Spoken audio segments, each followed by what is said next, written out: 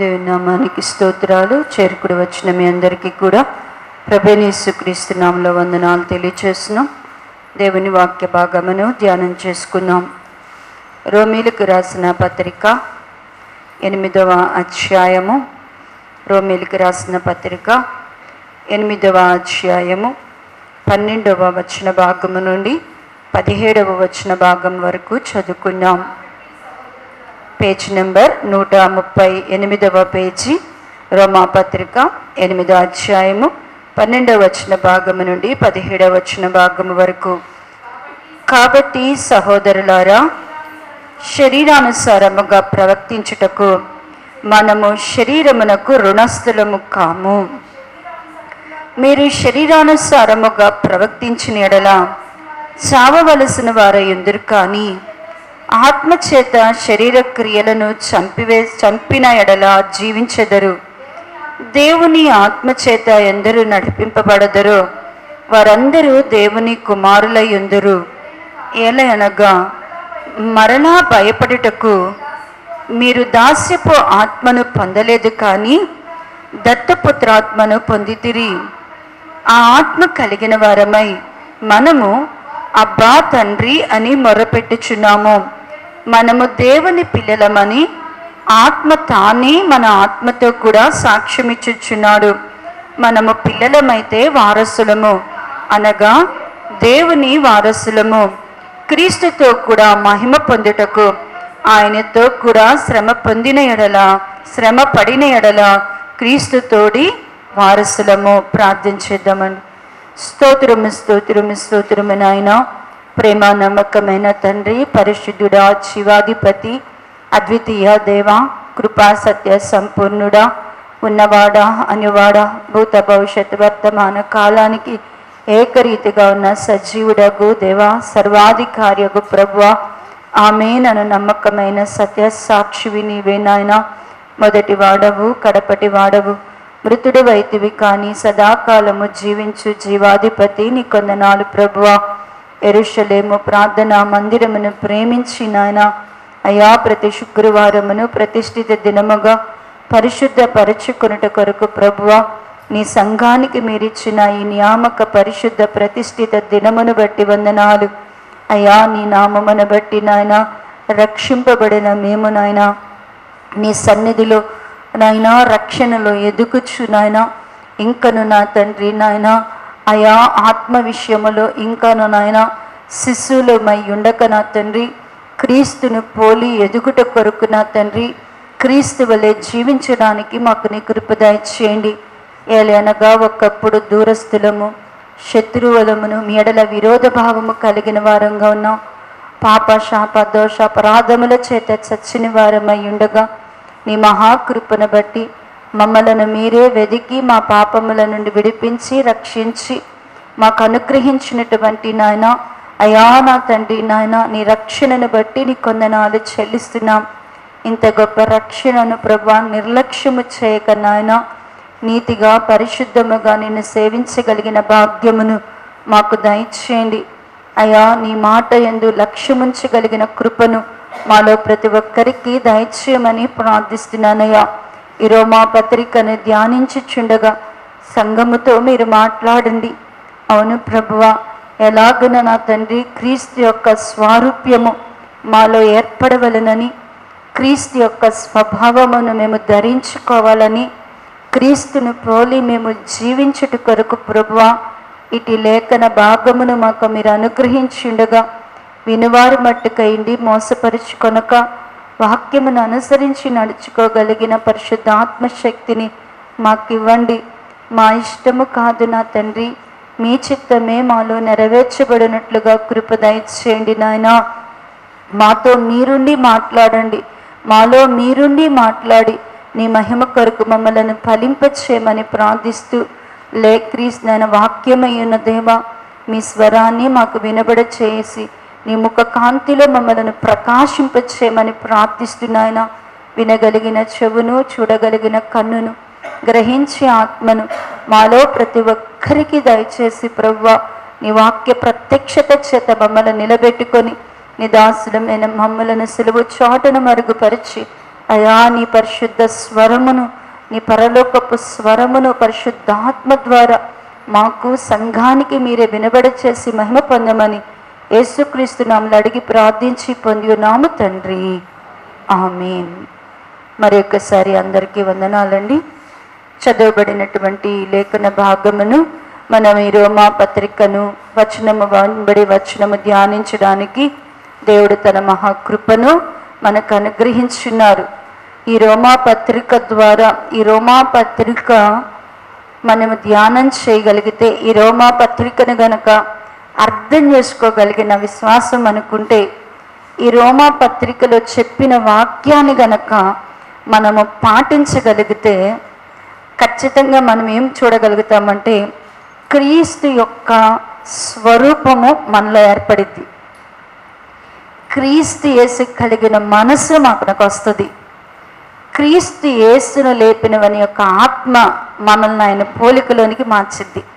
ప్రభువులాగా మనం మారాలన్నా, ప్రభు పోలిక మనలో రావాలంటే ఈ పత్రికలో చెప్పినటువంటి మాటలు కనుక మన జీవితంలో మనం గట్టిగా పట్టుకొని నెరవేర్చగలిగే శక్తి మనకుంటే, ఈ మాటలు విశ్వాసంతో గైకొనగలిగితే ఖచ్చితంగా ఆయన స్వారూప్యము మనలోనికి వచ్చేస్తుంది.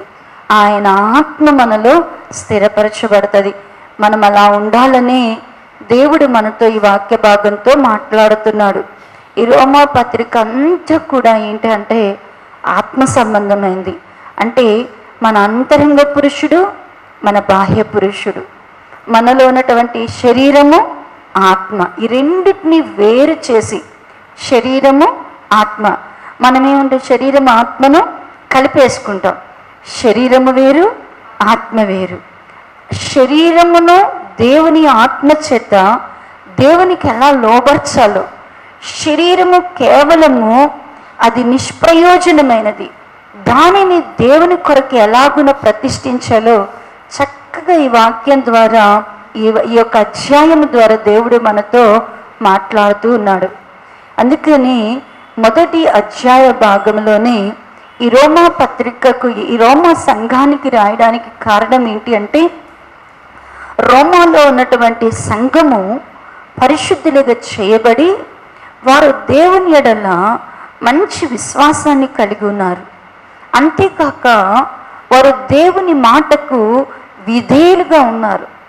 విశ్వాసము, విధేయత ఎక్కడ ఉంటుందో, ఎవరిలో అయితే విశ్వాసము, విధేయత అనేది ఉంటుందో, ఆ రెండు లక్షణాలను బట్టి దేవుడు వారికి మరి సమీపంగా వచ్చేస్తాడు. దేవుడు వారిని ఇంకా అంతకంతకు వారిని ఏం చేస్తాడంటే వర్ధిల్ల చేస్తాడు. వీరిలో విశ్వాసము, విధేయత ఉన్నది. ఇంకా దేవుడు తన కొరకు ఈ రోమా సంఘాన్ని ఏం చేస్తున్నాడంటే భద్రపరుచుకొని తన చిత్తాన్ని వారికి నేర్పించడానికి ప్రారంభించారు. అందుకని ఈ మొదటి పత్రికలు అది కనబడుతూ భక్తిహీనులైనటువంటి వారే కానీ మరి దేవునికి మనసులో చోటివని వారి గురించి జాగ్రత్త పడమని వారికి హెచ్చరిస్తున్నారు. దేవుని పిల్లలు ఆత్మీయంగా ఎదుగుతున్నప్పుడు మన కంటిలో ఉన్నటువంటి నలుసును మనం చూసుకోకుండా, మనం కొంచెం రక్షింపబడి కొంచెం మంచి వాళ్ళు అవ్వగానే మనం ఏ లక్షణం నేర్చుకుంటామో అంటే కనుక ఇతరులను వేలు పెట్టి చూచేటువంటి తిరస్కార బుద్ధి మనలోకి వస్తుంది. అంటే మనం మంచోళ్ళు అవ్వగానే ఎదుటోళ్ళు మనకి ఎలా కనపడతారంటేనట తక్కువ వాళ్ళుగా, చెడ్డోళ్ళుగా కనబడతారు. దేవుని సంఘం ఇది పోగొట్టుకోవాలా. నువ్వెవరిని తీర్పు తీర్చడానికి దేవుడు ఎవరికి కూడా తీర్పు తీర్చే పనివ్వలేదు. వాళ్ళు అట్టంటోళ్ళు, వీళ్ళు ఇట్టంటోళ్ళు, నేను మంచిదాన్ని, వాళ్ళు చెడ్డోళ్ళు అని చెప్పడానికి ఎవరైనా అంటే దేవుడు ఎవరికైనా అనుమతి ఇచ్చాడమ్మా? చెప్పమ్మా అన్నమ్మా, వాళ్ళని గురించి నువ్వు వాళ్ళు ఇట్టంటోళ్ళు, ఇలా అట్టంటోళ్ళు అని అనమని ఎవరికైనా చెప్పాడు దేవుడు? తీర్పు తీర్చడం అనేది దేవుని పని. దేవుని పిల్లల్లో ఏముంటుందంటే కనుక ఇతరులకు సులువుగా మనం ఏం చేస్తాము అంటే కనుక తీర్పులు తీరుస్తుంటాం. ఈ తీర్పులు తీర్చేటువంటి వారి మీదకి దేవుని యొక్క ఉగ్రత అంట దిగి వస్తుందంట. ఉగ్రతను వాళ్ళు కూర్చుకున్నారు. తీర్పు తీర్చే వాళ్ళు ఏం కూర్చుకుంటున్నారంటేనంట ఉగ్రతను కూర్చుకుంటున్నారంట. రెండవదేమో వారి హృదయాలను కఠినపరుచుకున్నారంట. మార మనసు లేకుండా హృదయాలను ఏం చేసుకుంటున్నారంటే కఠినపరుచుకుంటున్నారంట. మరి దేవుని పిల్లలు చేయవలసినటువంటి లక్షణం ఏంటి? దేవుని పిల్లలముగా మనం ఏమి చేయడం, మనకు దేవుని రక్షింపబడిన తర్వాత మన పని ఏంటి అంటే కనుక, నీకు ఓపికన్నంత కాలము, నీకు చేయగలిగినంత కాలము ఇతరులకు ఎదుట ఏం చేయాలి అంటే దేవుని ఎదుట సత్క్రియలను చేస్తూ అక్షయతను, ఘనతను, మహిమను మనము వెతకడమే మన పని. మన పని అంతా కూడా వెతకాల్సి ఉన్నాయి. మనము సత్క్రియలు చేస్తూ వెతుకి సంపాదించుకోవలసి ఉన్నాయి. అక్షయతను, మహిమను, ఘనతను మనం సంపాదించుకొని తద్వారా మనకు అవసరమైన నిత్య జీవం మన వాగ్దానం చేత మనం భద్రపరచబడాలి. ఇది వారిని నేర్పిస్తూ వస్తున్నారు. ఈ సంఘంలో అభ్యంతరాలు కలవరాలు రాకుండా ఉంటాయి. ఆ సంఘం అన్న తర్వాత ఖచ్చితంగా వస్తాయి. దేవుని పిల్లల్లో కూడా, కుటుంబంలో కూడా, రక్షింపబడినా కూడా మనందరం ఒక్కటిగా ఉంటాము అంటే, రక్షింపబడిన వాళ్ళు ఇద్దరున్నా కూడా ఈ ఇద్దరికి ఏ విషయంలో కలవరు. ఇద్దరు ఒకళ్ళనొకళ్ళు ఏం చేస్తుంటారు అంటేనంట, ఏదో ఒక విషయంలో ఎంచుకుంటూనే ఉంటారంట. ఇట్లానే సంఘములో నీకు కూడా అభ్యంతరం వచ్చేసింది. ఏంటి అంటే, యూదులైన వారేమో వారి యొక్క ఆచారమే, వారు ఏదైతే సున్నతిని కలిగి ఉన్నారో, వారు ఏదైతే ధర్మశాస్త్రాన్ని ఆచరిస్తున్నారో అది సరైన పద్ధతి అని, దానిని అందరూ చేయాలని వీళ్ళు ప్రోత్సహిస్తున్నారు, కొత్త బోధన చేస్తున్నారు. అప్పుడు పౌలు గారు చెప్తున్నాడు, మనము సున్నతి అనేది, ధర్మశాస్త్రం అనేది ఆత్మ సంబంధమైనవి. వాటిని ఎంత మాత్రమో, వాటిలో ఆత్మ సంబంధమైన వాటిని యూదులైన వారు ఆచరింపకుండా వాళ్ళు ఏం చేస్తున్నారు అంటే కనుక, ఆచారాలు అంటే ఏంటంటే పళ్ళాలు కడుక్కోవడాలు, కాళ్ళు కడుక్కోవడాలు, స్నానాలు చేయడాలు, ఉపవాసాలు చేయడం, ఈ మాత్రం పర్ఫెక్ట్గా ఉండి నీ ధర్మశాస్త్రంలో ఉన్నటువంటి మాటలు వింటున్నారే కానీ అనుసరించి నడుచుకోకపోవడాన్ని బట్టి, వారి ఆజ్ఞలు తప్పిపోవడాన్ని బట్టి ఎవరు కూడా ఏం చేయబడలేకపోతున్నారు? నీతిమంతులుగా చేయబడలేకపోతున్నారు. ఇక పౌలు గారు ఈ సంఘానికి 3వ అధ్యాయం నుంచి ప్రారంభించాడు. అసలు దేవుని బిడ్డల యొక్క మరి లక్ష్యం ఏంటి, దేవుని బిడ్డలకి కావాల్సింది ఏంటి, దేవుని బిడ్డలు ఏం సంపాదించుకోవాలి, దేవుని దగ్గరకు వచ్చి దేవుని వద్దకు వచ్చిన మనం ఏం పొందుకోవాలి అనేది 3వ అధ్యాయం నుంచి ప్రారంభించారు. ఏంటి అంటే కనుక, దేవుని పిల్లలమైనటువంటి మనము, పిలువబడిన మనము ఏర్పరచబడిన వారంగా ఉండాలి. ఏర్పరచబడినటువంటి మనము నీతిమంతులంగా చేయబడాలి. నీతిమంతులమైన మనకి ఏం కావాలంటే దేవుని యొక్క మహిమ పొందాలి. దేవుని ప్రజలకు కావలసింది, నీవు నేను, మనం అందరికీ ఏం కావాలి అంటే దేవుని యొక్క మహిమ అనేది కావాలి. దేవుని యొక్క మహిమ అనేది దేవుడు మనకి ఇవ్వాలి. దేవుడు మనలను మహిమపరచాలి అంటే ప్రారంభంలోనే 3 అధ్యాయాలు అంటాడు, ఏ భేదము లేదు, అందరూ పాపం చేసి దేవుడు అనుగ్రహించినటువంటి మహిమను పొందలేకపోతున్నారు. దేవుడు అనుగ్రహించిన మహిమను ఎవరు కూడా ఏం వేయలేదంటే అండి, అందరూ కూడా ఏం పోగొట్టుకున్నారంట? దేవుడు అనుగ్రహించినటువంటి మహిమను పొందలేకపోతున్నారు. మహిమను పొందాలి అంటే నీతిమంతులంగా మనము చేయబడాలి. అయితే మనం ఎలా నీతిమంతులంగా చేయబడతాము? అసలు మనము ధర్మశాస్త్రం వలన ఏ ఒక్కరం కూడా ఏం చేయబడలేమంటేనట, నీతిమంతులముగా చేయబడలేము. మరి ఎలా మనం నీతిమంతులంగా చేయబడతాము అంటే, యేసుక్రీస్తు ప్రభువారు మనకు కొరకు కాచినటువంటి రక్తము చేత, ఆయన కరుణాధారముగా మన కొరకు బయలుపరిచినటువంటి రక్తమే మనల్ని ఉచితంగా ఏం చేస్తుంది అంటేనట, నీతిమంతులుగా చేస్తుంది. ఇప్పుడు మనం యేసు రక్తము ప్రతి పాపము నుండి మనల్ని విడిపించి, సమస్త దుర్నీతి నుండి మనల్ని విడిపించి ఏం చేస్తుంది అంటేనట, పవిత్రపరిచి నీతిమంతులుగా చేస్తుందంట. దేవుని రక్తము మాత్రమే, ఆయన రక్తము ద్వారా మనం అందరము కూడా ఏమవుతున్నాము? నీతిమంతులమవుతున్నాం. రెండవది, యేసుక్రీస్తునందుల విశ్వాసము వలన మనకేముండాలి అంటే కనుక, యేసుక్రీస్తు ప్రభునందు విశ్వాసము వలనే మనం ఏమవుతాము అంటే నీతిమంతులముగా అవుతాం. అబ్రహాము గారు మరి క్రియలను బట్టి కాక, అబ్రహాము గారు దేనిని బట్టి? విశ్వాసమును బట్టి ఆయన నీతిమంతుడుగా చేయబడ్డాడు. అబ్రహాము గారు కలిగినటువంటి విశ్వాసముని మనము అడుగుజాడలుగా కలిగి ఉంటే, ఆ విశ్వాసపు అడుగు జాడల్లో కనుక మనము నడిస్తే మనము కూడా మనలో కూడా అటువంటి విశ్వాసాన్ని కనుక మనం పెంపార చేసుకుంటే మనకు కూడా ఏం కలుగుతుంది అంటేనంట, నీతిమంతులంగా చేయబడతాం. మూడవదిగా ఆయన కృప ద్వారానే మనం అందరము కూడా నీతిమంతులంగా చేయబడుతున్నాం. మూడవదిగా ఈ కృప ఏంటి అంటే కనుక యేసుక్రీస్తు ప్రభువారే మనకు కృప ఉన్నాడు. యేసుక్రీస్తు ప్రభువారి ద్వారానే మనకేం అనుగ్రహింపబడి ఉన్నది అంటే కృప అనేది అనుగ్రహింపబడి ఉన్నది. మరి యేసుక్రీస్తు ప్రభువారి ద్వారా ఆ కృప ఏం చేస్తుంది? యేసుక్రీస్తు ప్రభువారి ద్వారా మనకు అనుగ్రహింపబడిన కృప ఏం చేస్తుంది అంటే కనుక ఎంతటి ఘోర పాపమునైనా కూడా కృప ఏం చేస్తుంది అంటేనంట క్షమిస్తుంది. కృప ఏం చేస్తుందంట? పాపిని క్షమిస్తుందంట. మనల్ని క్షమించడానికి మన దగ్గర ఉన్నటువంటి అర్హత ఏంటి అంటే, ప్రభు మనల్ని క్షమించాడు అంటే మనం మంచివారమని, యోగ్యులమని ఆయన మనల్ని క్షమించలేం. దేనిని బట్టి ఆయన మనల్ని క్షమించాడు? ఆయన కృప చేత మనల్ని ఆయన క్షమించి, ఆ కృప చేత మనల్ని రక్షించి మనల్ని ఏం చేశాడంటే నీతిమంతులుగా చేశారు. ఇప్పుడు నీతిమంతులుగా ఇక్కడ వరకు పౌలు గారి వాక్యం చెప్తూ ఇక్కడ నుంచి మహిమ పొందడం ప్రారంభిస్తారు. 6వ అధ్యాయంలో నుంచి ఇక దేవుని బిడ్డలు మహిమ అనే మెట్టెక్కిస్తున్నాడు. ఇక్కడ దాకేమో నీతిమంతులుగా తీసుకొచ్చి ఇక్కడ నుంచి ఏ మెట్టులోనికి తీసుకొస్తున్నారంటే 6వ అధ్యాయ భాగము నుండి మహిమ అనే స్థాయిలోనికి తీసుకువెళ్తున్నాడు. ఎట్లా తీసుకుని వెళ్తున్నాడు అంటే, రక్షింపబడి ఉన్నాం అంటే దేవుని కృప ఉంది కాబట్టి మనం పాపం చేయొచ్చా, పాపం చేసే ధైర్యం చేయొచ్చు అంటే అప్పుడు అంటున్నాడు కదా, అసలు మనకెందుకు ఆలోచన రావాలా? యేసుక్రీస్తు మరి రక్తంలో కడగబడి మనము బాప్టిజము మనం పొంది ఉన్నాము అంటే, బాప్టిజము అంటే అర్థం ఏంటి అంటే, పాపం విషయంలో క్రీస్తుతో కూడా మనం పాతి పెట్టబడి, మృతులమై పాతి పెట్టబడి, ఆయన పునరుద్ధానముతో కూడా మనం ఏమి ఐక్యత కలిగిన వారమై మనము నూతన జీవము పొంది తిరిగి లేచాము కదా.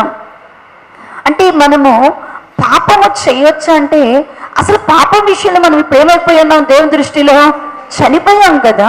మనం ఇంకెలా పాపం చేయగలుగుతాము అనేది ప్రారంభించి ఇక మహిమలోనికి తీసుకువెళ్ళడానికి ఇక 6వ అధ్యాయం నుంచి ప్రారంభిస్తున్నాడు. దేవుని బిడ్డలు ఎట్లా ఉంటున్నాము, ఎలా ఉంటున్నాము? ఆత్మ శరీరము. ఆత్మ ఎలా ఉంటుంది, శరీరం ఎలా ఉంటుంది?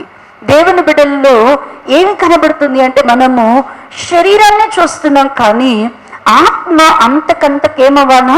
వర్ధిల్లాల.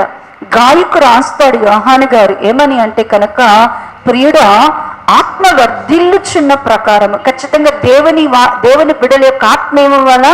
వర్ధిల్లాల. దేవుని బిడ్డల ఆత్మలో ఏమవ్వాలా? వర్ధిల్లాల. అంటే మనము నూతన జీవము పొందిన వారమే. దేవుడు అనుగ్రహించేటువంటి ఆ జీవం మనకు కావాలన్నా ఈ 2 మాటలు ఎప్పుడు మర్చిపోవద్దు. దేవుని ఆత్మ మనలో నివసించాలన్నా, దేవుని జీవము మనకు కావాలన్నా. ఏం చెప్పాను? దేవుని ఆత్మ మనలో నివసించాలన్నా, దేవుని జీవము మనలో ప్రత్యక్షపరచబడాలి అంటే శరీరము అనే దానిని మనం పట్టించుకోకూడదు.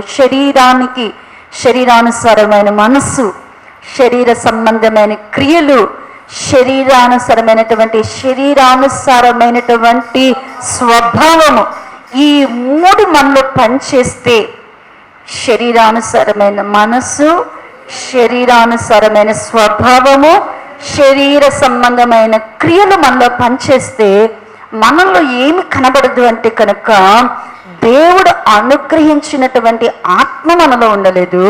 దేవుని ప్రభు యేసుక్రీస్తు ప్రభు వారి యొక్క మరణము ద్వారా మనకు అనుగ్రహింపబడిన జీవము కూడా మనలో ప్రత్యక్షపరచబడదు. ఈ 6వ అధ్యాయ భాగము నుంచి ఇక పౌలు గారు చెప్పుకుంటూ వస్తున్నాడు, దేవుని బిడ్డలమైనటువంటి మనము ఏ పాపములో ఉంటామో, ఒకవేళ మనలో ఉంటే పాపం ఎలా పనిచేస్తుంది అనేది వివరిస్తున్నాడు. ఏంటి అంటే కనుక దేవుని పిల్లలలో ఏ పాపము ఏలుబడి చేస్తుంటది అంటే, దురాశ దుర్నీతి అనే పాపం ఏలుబడి చేస్తుంటది. మన దేవుని పిల్లలు ఎక్కువ ఏ పాపం కనపడుతుందంట? దురాశ దుర్నీతి. ఈ దురాశ దుర్నీతి అనేది మన శరీరం యొక్క అవయవాలలో ఉంటుందంట. ఇది ఎక్కడ ఉంటుందంట? దురాశ, దుర్నీతి ఎక్కడ ఉంటుందంట? మన శరీరం యొక్క అవయవాల్లో ఉంటుందంట. దీనిని మనం ఏం చేయాలి అంటే కనుక పరిశుద్ధత కలుగునట్లుగా నీతి కొరకు మనం ఏం చేయాలి అంటే కనుక సమర్పణ చేసుకోవాలి. మరి అలా చేసుకుంటేనే పరిశుద్ధత అనేది మనలోకి వస్తుంది. పరిశుద్ధత వస్తేనే మనకేమొస్తుంది అంటే నిత్య జీవము వస్తుంది అంటాడు. ఇక అక్కడి నుంచి చెప్పుకుంటూ 7వ అధ్యాయంలోనికి వచ్చే తల్లికి తనను తాను పరీక్షించుకుంటున్నాడు. ఏంటి అంటే తాను కూడా క్రీస్తు యేసుని ఎరిగిన తర్వాత తనను కూడా శరీరమునకు విరోధముగా ఏం మాట్లాడుతుంది? ఆత్మ పోరాడుతుంది. ఆత్మకు విరోధముగా ఏం పోంచేస్తుంది అంటే కనుక శరీరము, పాపము అనేది పనిచేస్తుంది. కాబట్టి దాని నుంచి నన్ను ఎవరు విడిపిస్తారు అంటే యేసుక్రీస్తు ప్రభువారి ద్వారా అది నాకు సాధ్యమైంది అని చెప్తూ ఇప్పుడు 8వ వచన భాగంలోనికి వచ్చాం. ఈ 8వ వచన భాగంలోనికి వచ్చే తల్లికి దేవుని బిడ్డలు మహిమలోనికి వెళ్ళడానికి చాలా సమీపంగా తీసుకెళ్ళిపోతున్నాడు. ఇక ఎక్కడ దాకా వచ్చేసిందంటే కనుక దేవుని యొక్క మాట ఎక్కడ దాకా వచ్చిందంటే దేవుని బిడ్డలకి ఏం పొందుకోవాలా? మహిమ పరచబడాలా. మహిమ పరచబడాలి అంటే గోధుమ గింజ భూమిలో పడి చచ్చినట్లుగా, గోధుమ గింజ భూమిలో పడి చచ్చినప్పుడు తనకున్నటువంటి ఆ గోధుమ రూపాన్ని ఏదైతే అది వదిలివేస్తుందో దేవుని బిడ్డలమైన మనం కూడా శరీరమునకు సంబంధించిన దాన్ని కూడా ఏం చేయాలి అంటే కనుక పరిపూర్ణంగా విడిచిపెట్టాల. శరీరమునకు సంబంధించినంత కూడా మనం ఏం చేయాలి అంటేనంట పరిపూర్ణముగా శరీరము పనిచేసేటువంటి ఆ స్థితి అంతటిని కూడా మనం విడిచిపెట్టాల. అందుకని 2 రకాలుగా మాట్లాడడం ప్రారంభించారు. 2 విధంగా మాట్లాడుతున్నాను. దేవుని పిల్లలలో కొందరిలో శరీరానుసారమైన మనసు ఉంటుంది, కొందరేమో ఆత్మానుసారమైన మనసు ఉంటుంది. కొందరు శరీరానుసారులుగా ఉంటారు, కొందరేమో ఎలా ఉంటారంటేనంట ఆత్మానుసారులుగా ఉంటారు అన్నారు. శరీరానుసారులు ఏమేం కలిగి ఉంటారు అనేది మనం వివరించుకున్నాం. శరీరానుసారులు లేకపోతే శరీర సంబంధంలో ఏం పనిచేస్తుందంటే శరీరానుసారమైన మనస్సు, శరీరానుసారమైన స్వభావము, శరీర సంబంధమైన క్రియలు. శరీరానుసారమైన మనసు కలిగి ఉన్నామా? శరీరానుసారమైన మనసు ఉందంటే మనసులో దేవునికి మాత్రం ఏముండదు, చోటు ఇవ్వము. పెద్ద జీవములో నుండి, జ్ఞానంలో నుండి శరీరానుసారమైన మనసు ఉంటే వేరు చేసుకుంటాం. శిరస్సు అయిన క్రీస్తుని మనం ఏం చేయము, హత్తుకోం. శరీర స్వభావమును కలిగి ఉన్నామా? శరీర స్వభావాన్ని కలిగి ఉన్నాము అంటే దేవుని సంతోషపెట్టలేము, దేవుని యొక్క వాక్యమును కూడా మనం ఏం చేయలేము అంటే లోబడలేము. దేవునికి సంతోషకరమైనది ఏమీ చేయలేము. శరీరానుసారమైన మనసులో దేవుని సంతోషపరచలేము, అలాగే వాక్యాన్ని కూడా విని గైకొనలేము. శరీరమైన క్రియలు కలిగి ఉన్నామా? మనలో కోపం ఉంటుంది, క్రోధం ఉంటుంది, కక్షలు ఉంటాయి, విముఖతలు ఉంటాయి, అభిచారములు ఉంటాయి, మరి విగ్రహారాధన ఉంటుంది, ధనాపేక్ష ఉంటుంది. ఇవన్నీ మనము కూడా కలిగి ఉంటాం. ఆత్మానుసారమైన మనస్సును మనము కలిగి ఉన్నామా? ఆత్మానుసారంగా ఉన్నామా? ఆత్మ సంబంధులంగా ఉన్నామా? మనలో ఏముంటుంది? ఆత్మానుసారమైన మనస్సు ఉంటుంది, ఆత్మ స్వభావం ఉంటుంది, ఆత్మ క్రియలు లేకపోతే ఆత్మ ఫలము ఉంటుంది. ఆత్మానుసారమైన మనస్సు ఏం కలిగి ఉంటుంది? ఆత్మానుసారమైన మనస్సుకున్నటువంటి ఆత్మానుసారమైన మనస్సు ఉంది అంటే ఈ ఆత్మానుసారమైన మనస్సు ఏం కోరుకుంటుంది? జీవమును సమాధానాన్ని కోరుకుంటుంది. ఆత్మానుసారమైన మనస్సుకి ఏం కావాలా? జీవము, సమాధానం. ఇవి నీలో లేకపోతే, నువ్వు జీవాన్ని కోరుకోకపోతే నీలో ఏ మనస్సు లేదు? ఆత్మానుసారమైన మనస్సు లేదు. ఈ ఆత్మానుసారమైన మనస్సు ఏం కలిగి ఉంటుంది అంటేనంట, అంటే దేవుని యొక్క ఆత్మానుసారమైన మనస్సు శిరస్సు అయినటువంటి క్రీస్తుని హత్తుకొని అభివృద్ధి చెందింది. శరీరం అంతా కూడా ఏం చేస్తుందంటే కనుక అభివృద్ధి చెందింది. ఎలా అభివృద్ధి చెందింది అంటే ప్రేమ కలిగి సత్యము చెప్పుతూ. ఎలా ఉంటామంట? శరీరానుసారమైన ఆత్మానుసారమైన మనసు కలిగి ఉంటే ప్రేమ కలిగి మనం ఏం చేస్తామంట? సత్యం చెప్తూ మరి అన్ని విషయాల్లో మనం ఏం చేస్తుంటామంట? ఎదుగుతూ ఉంటామంట. ఆత్మ స్వభావాన్ని గురించి నేర్చుకొని ఉన్నాం. ఆత్మ స్వభావము కలిగిన వారంగా ఉన్నామా? ఆత్మ స్వభావం అనుకుందా? ఆత్మ స్వభావము అంటే దేవుని ఆత్మ మనలో నివసిస్తారు. ఆత్మ స్వభావం కలిగిన వారు ఎవరుంటారు? ఎవరు యేసుక్రీస్తు ప్రభు వారిని లేపిన వాని యొక్క ఆత్మ మనలో కూడా నివసిస్తారు. ఇప్పుడు దేవుని ఆత్మ మనం కలిగి ఉన్నామా? దేవుని ఆత్మను మనం కలిగి ఉన్నామా? మరి ఆ ఆత్మ మనల్ని ఏం చేస్తుందంటే నీతిగా జీవింపజేస్తుంది. దేవుని ఆత్మ మనకి ఏమి నేర్పిస్తుందంట? నీతిగా జీవింపచేసేది ఆత్మ. ఆత్మే మనల్ని నడిపిస్తుంది. ఆత్మ మనల్ని ఏం చేస్తుందంట? నడిపిస్తుంది. ఆ ఆత్మ మనకి ప్రార్థన, ఆత్మ స్వభావం కలిగి ఉంటే ప్రార్థన చేయిస్తుంది. ఆ ఆత్మే మనల్ని క్రమంగా ఉంచుద్ది. ఆ ఆత్మే మనల్ని మరి దేవుని పోలికలోనికి మనల్ని ఏం చేస్తుందంట? మారుస్తుంది. దేవుని ఆత్మే దేవుని యొక్క మాటలను కూడా మన హృదయంలో ముద్రింపు చేసుకుంటుందంట. దేవుని ఆత్మ ఆయన మాటలను మన హృదయంలో ఎప్పుడు ఉంటాయంటే దేవుని మాటలు మన హృదయంలో ఉండాలంటే ఎలా సాధ్యము? దేవుని మాటలు మన హృదయంలో ఉండాలంటే దేవుని ఆత్మ నేను సిరాతో అన్నాడు కదా, దేవుని ఆత్మను సిరాతో మీ మెత్తన హృదయాల మీద ఏం చేస్తున్నాను? రాస్తున్నా దేవుని మాటలు. అవి ఎప్పటికే మనుషులు రాసిన మాటలు అన్నీ ఏమైపోతాయి?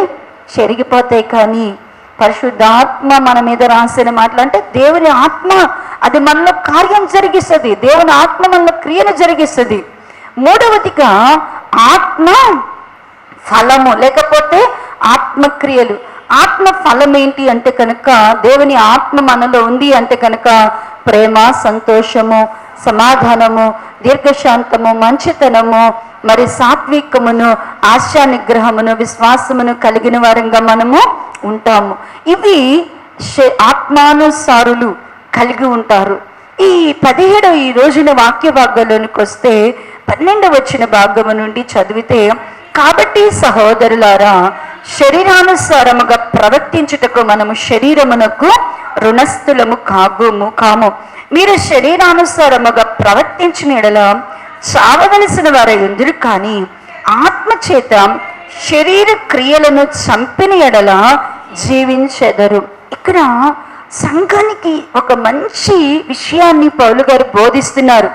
ఏంటి అంటే దేవుని బిడ్డలు దేనిని ఇగ్నోర్ చేయాలి? దేవుని బిడ్డలు దేనిని కాన్సన్ట్రేషన్ చేయాలి అంటున్నాడంటే, సహోదరులారా శరీరానుసారముగా ప్రవర్తించుటకు శరీరమునకు మనము రుణస్థులము కాదు. అసలు మనం దేనిని ఎక్కువగా ప్రేమిస్తాం? ఇక అట్ట చెప్తే ఏం చేస్తా, నువ్వు నరకంలోనే ఉంటావంట. మనము దేనిని అలా మనం అంటే తన హృదయంలో నుంచి చెప్పింది మనం అట్టకి చెప్పుకున్నాం అనుకోండి, శరీరాన్ని నేను ఎక్కువగా ప్రేమిస్తాం అంటే డైరెక్ట్గా పోయి మనం ఎక్కడ ఉంటాం? కూర్చుంటాం, నరకంలోనే ఉంటాం.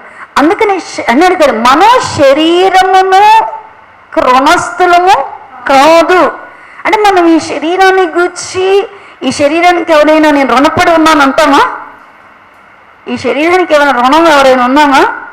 ఎవరి శరీరానికి మనం ఎవరిని కూడా ఏం కాదంట, రుణస్థులము కాము. శరీరానుసారముగా ప్రవర్తించడానికి శరీరానికి అంటే ఇప్పుడు మనం ఏం చేయాలా? ఇప్పుడు దీన్ని ఏం చెప్తున్నాడు పౌలు గారు? కింద వచ్చిన అన్నాడు కదా, మీరు శరీరానుసారంగా ప్రవర్తించినడలా సావవలసిన. నేనేం చెప్పలా, పౌలు గారే చెప్పాడు. తర్వాత వచ్చిన వాళ్ళు శరీరానుసారంగా ప్రవర్తిస్తే మీరు ఏమైపోతారు? సావవలసిన వారే. కానీ ఆత్మచేత శరీర క్రియలను చంపిన ఎడలా దేవుని బిడ్డలమైనటువంటి మనము మొట్టమొదట మన హృదయం మనం ఎప్పుడేమనుకుంటామంటే మనలను మనము దేవుని ఆత్మ మనలో, దేవుని యొక్క ఆత్మ దేవుడి పౌలు గారు 2-3 చోట్ల మరి ఫిలిప్పీ సంఘంతో మాట్లాడినా, కొరింథీ సంఘంతో మాట్లాడినా పౌలు గారు చెప్తాడు. ఏమని చెప్తాడంటే, నేను క్రీస్తును పోలి నడుచుకున్న ప్రకారము మీరు కూడా క్రీస్తును పోలి. ఎలా చెప్పగలిగాడు ఆయన? ఎందుకు ఆ మాట చెప్పగలిగాడు? నేను ఎవరి పోలికలో ఉన్నానంటున్నాడు? నేను క్రీస్తును పోలి నడుచుకున్న ప్రకారం మీరు కూడా క్రీస్తుని. ఎందుకు అంటే ఆయనంట శరీరాన్నంట ఆయన బాగా కొరింథీ పత్రిక పత్రిక 1:9 భాగంలో చూడు అంటాడు, నేను శరీరాన్ని ఎట్లా ట్రైన్ చేశానంటే నలగొట్టి లోపల చేశాడంట. దేవుని ఆత్మకి ఏం చేశాడంటే శరీరాన్ని, ఇప్పుడు ఆయన శరీరం పడుకోమంటే ఆయన పడుకోడంట. శరీరం అంట బాగా నీకు తలకాయ నొప్పిగుంది, నీ కాళ్ళన్నీ బాగా లాగేస్తున్నాయి, మోకాళ్ళు పీకుతున్నాయి, నువ్వు పడుకో అంటే ఆయన పడుకోడంట. నా కాళ్ళు నొప్పులను పడుకోడంట. ఆయన బహుశా ఇదే భక్త సింగ్ గారు కూడా చేసేవాళ్ళంట. ఆయన గుచ్చి కొంతమంది ఆయనతో కూడా అనుభవించినటువంటి దైవ సేవకులు చెప్తారు, భక్త సింగ్ గారు చివరి దశలోనంట ఆయనంట పులిపీట దగ్గరికి తీసుకురావాలి అంటే, ఆల్టర్ దగ్గరికి తీసుకురావాలి అంటే 2 మనుషులంట ఏం చేయాలంటే చేతులు పట్టుకొని తీసుకురావాలంట. పులిపీట దాకా 2 మనుషులు చేతి పట్టుకొని వస్తారంట. అంటే నడవడానికి కూడా ఆయన దగ్గరంట శక్తి ఉండేది కాదంట. పులిపీట దగ్గరకు రాగానే ఆయన మోకరిల్లి ప్రార్థన చేయడం ప్రారంభించేవాడంట. పులిపీట దగ్గరికి రాగానే మాత్రం ఆయన ఏం చేసేవాడంట, అడిగేవాళ్ళంట, మాలాగా కుర్చీలో కూర్చోండి అయ్యగారు అంటే ఆయన ఏం చేసేవాడంటేనంట, నా శరీరము దేవునికి ఇంకా లోబడుతుంది, నాకు సహకరించట్లేదు కదా నా శరీరము, నా దేవునికి మాత్రము సహకరిస్తుంది అని చెప్పేవాడంట. ప్రియ దేవుని బిడ్డలారా, అంటే ఖచ్చితంగా పౌలు గారు కూడా బహుశా ఆయన జీవిత దినాలలో ఆయనకి ఎంత బాగాలేకపోయినా, ఎంత బలహీనత వచ్చినా, ఎంత బలహీనత వచ్చింది ఆయనకి, ఒక రకంగా క్యాన్సర్ లాంటిది వచ్చి, రాచపుండు అంటే క్యాన్సర్ వచ్చి, కాలుకి క్యాన్సర్ వచ్చి, ఆ పోటు చేత ఆయన దేవుని దగ్గర అల్లాడాడంట. మారు అన్నాడంట, ప్రభువా నీ చిత్తమైతే నా యొద్ద నుండి దీన్ని తీసే ప్రభువా.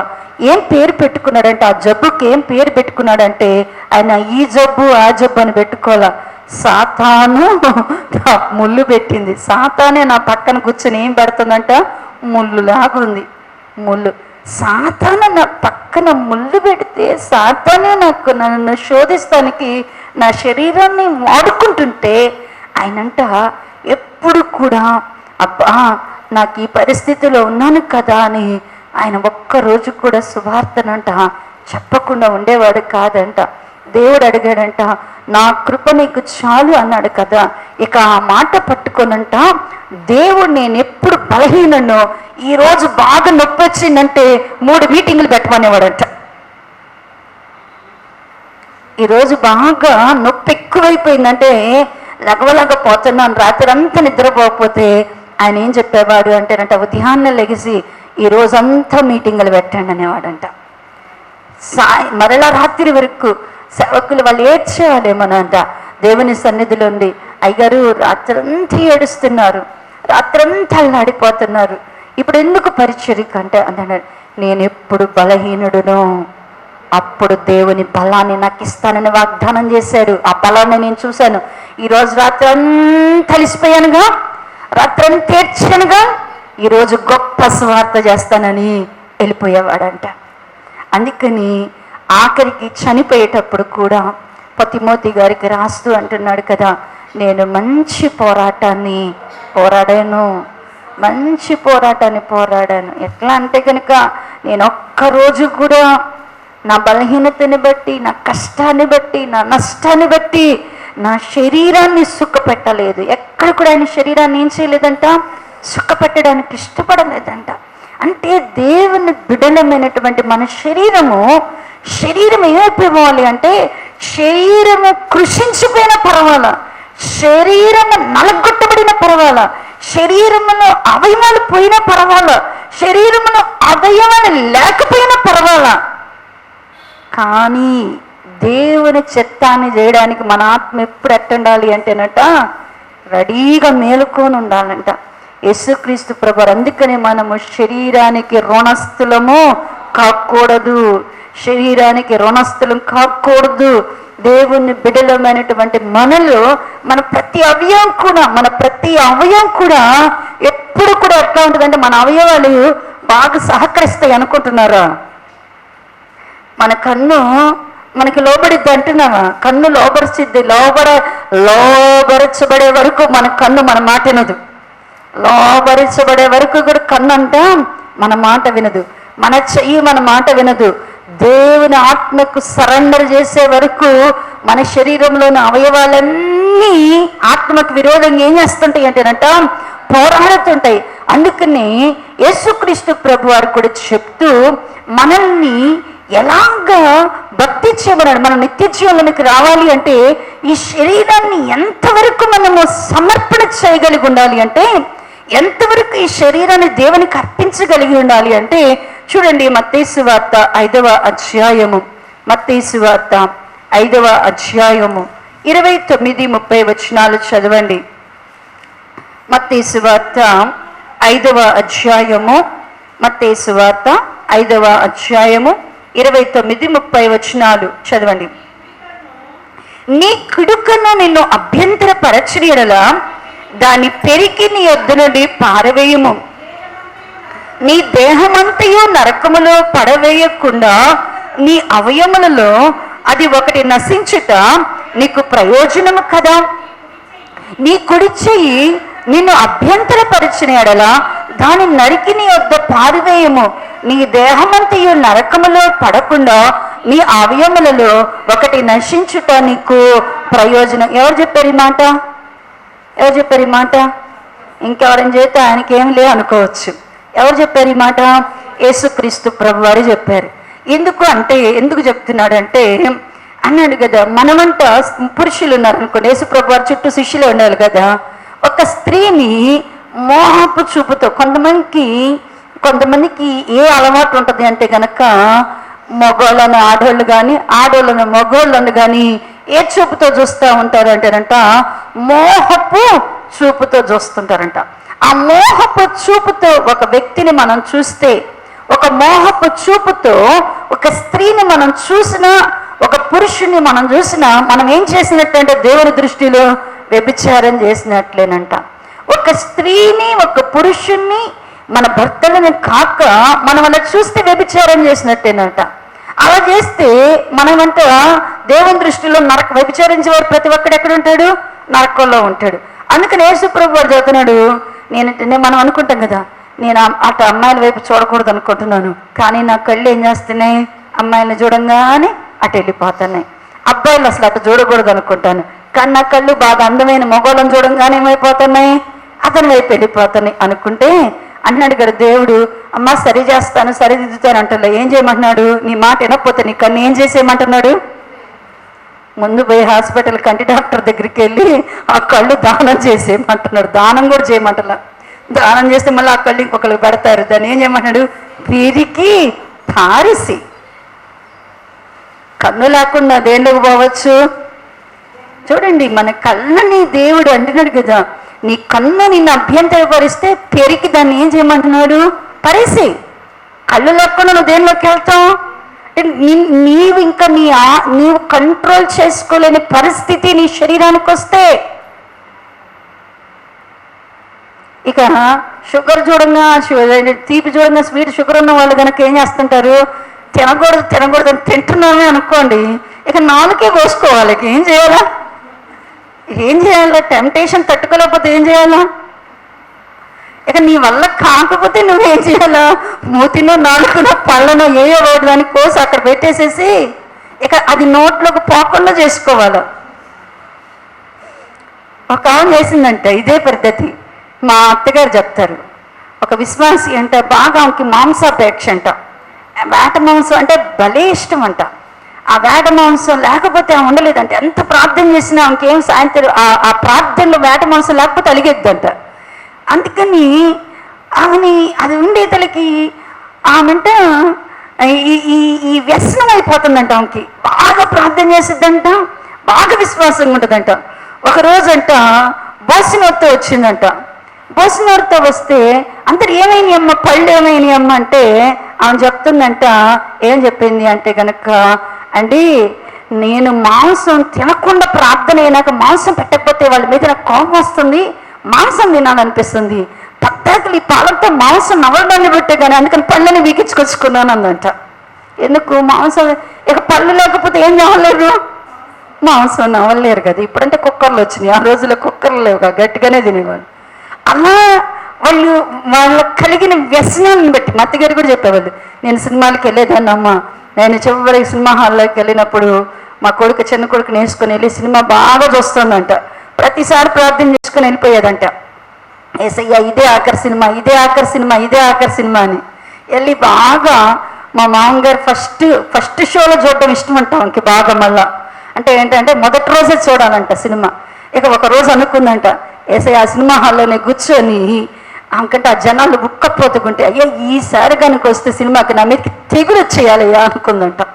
అంటే వాళ్ళు అంటే కఠినమైనటువంటి నిర్ణయాలు తీసుకునేవాళ్ళు. వాళ్ళు అలాగా సమర్పణ చేసుకునేటప్పుడు వాళ్ళు ఒక్కొక్క విషయంలో వాళ్ళు అలా అనుకునేవాళ్ళు. అలా అనుకుని వాళ్ళు విడిచిపెట్టేవాళ్ళు.